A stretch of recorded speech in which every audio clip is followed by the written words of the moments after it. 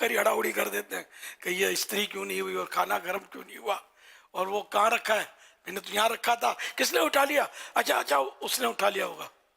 अब ये अगर आपका माहौल है, बाहर जाए तो बिछे बिछे जाए साईं भाइयों के सामने माशाअल्लाह लब्बैक लब्बैक, और घर में के तो शेर बबर, शेर बबर की तरह दहाड़ते और हाथी की तरह चिंगाड़ते। तो यार माहौल कैसे बनेगा?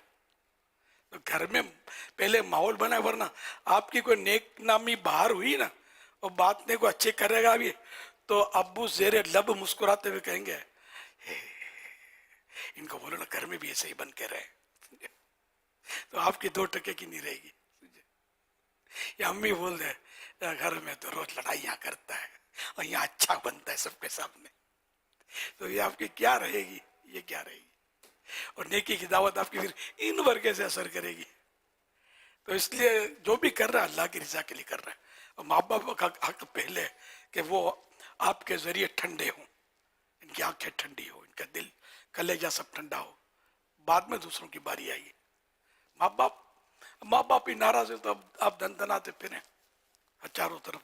माँ बाप हाँ नाहक नाराज है तो वो अलग बात है, लेकिन आमतौर पर हमारी गलतियों से नाराज हुए होते हैं माँ बाप, इसलिए इनको राजी करना है, पैर पकड़ के हाथ जोड़ के छोटे बाप के बनकर माफी मांगनी है, इनको खुश करना है।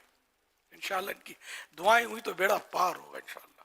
मुझे तो कभी कभी कहता हूँ कि शायद मेरी माँ की दुआ फली है, आज अल्लाह ने इतनी इज्जत बख्शी है। मेरी माँ दुआएं करती थी और दुनिया से जाते हुए मेरी माँ खुश थी मुझसे, और आखिरी लम्हात में मेरी बहन ने बताया, जबान में बोला आपको याद कर रही थी कि बाबू को जल्दी, मैं बाबू बोलते थे मेरे को, घर में छोटा हूँ अपने माँ बाप का, मेरी माँ बोलती बाबू को जल्दी बुलाओ, बाबू के जल्दी बरको, बाबू के बरको, कितनी बाबू छेटे ना रही उन्हें, यानी मैं मर जाऊं, फौत हो जाऊं और मेरा बाबू कहीं दूर ना रह जाए।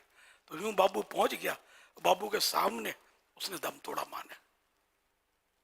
ये सच्चे सच्चे वाकयात हैं जो मैं अर्ज कर रहा हूँ, अल्लाह की शान है। और जमीन जिस पर माँ ने दम तोड़ा था उसमें खुशबू हो गई थी, अल्हम्दुलिल्लाह दोस्तों को लाकर सूंघाता था खुशबू। और 40 दिन तक हमारे घर में उस वक्त 10:15 बजे फौत हुई थी, तरह तरह की खुशबुएं निकलती थी। अब मैं घर पर नहीं होता था तो मेरी बहनें डर जाती थी, तो यार इतनी खुशबू होती थी, बोलती कि हमको डर लगता है। अल्हम्दुलिल्लाह गालिबन 40 दिन तक ये सिलसिला खुशबुओं का रहा था, अल्हम्दुलिल्लाह। एक रिसाला है फैज़ान उम्मे अत्तार, मकतबतुल मदीना ने इसे शाया किया है। और जिस तरह अमीर सुन्नत ने अभी अपनी वालदा का तस्करा फरमाया, तो अल्हम्दुलिल्लाह आपकी सीरत पर ये बड़ा खूबसूरत रिसाला है। 21 पेजेस हैं और 31 रुपीस इसके रेट हैं। तो ये रिसाला भी हासिल किया जा सकता है, वेबसाइट पर जाकर डाउनलोड भी कर सकते हैं, सुन भी सकते हैं इस रिसाले को। 17 सफरुल मुजफ्फर 17 सफर शरीफ 1398 सीने हिजरी शब जुमुआ रात तकरीबन 10:15 बजे वफात हुई थी। 1398 और अब है 1446, तो माँ को वफात पाए 48 साल हो गए, 48 ईयर्स। 1977 में विसाल शरीफ हुआ था। तो अभी 24 है ना, तो काफी साल हुआ ना, इंग्लिश के हिसाब से मेरा ख्याल 47 साल के आसपास बनेंगे।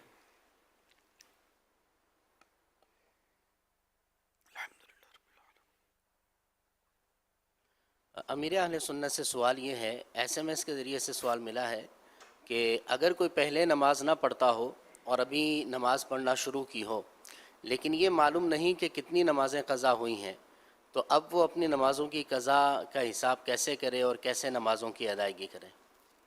ये वक्तन फ़वक्तन ये सवाल हुआ है पहले भी, तो अर्ज करता हूँ कि इसमें अगर याद है कि कब बालिग हुआ था और ये याद नहीं कि कब से नमाजें छूटी हैं, कितनी छूटी हैं, कुछ पता नहीं,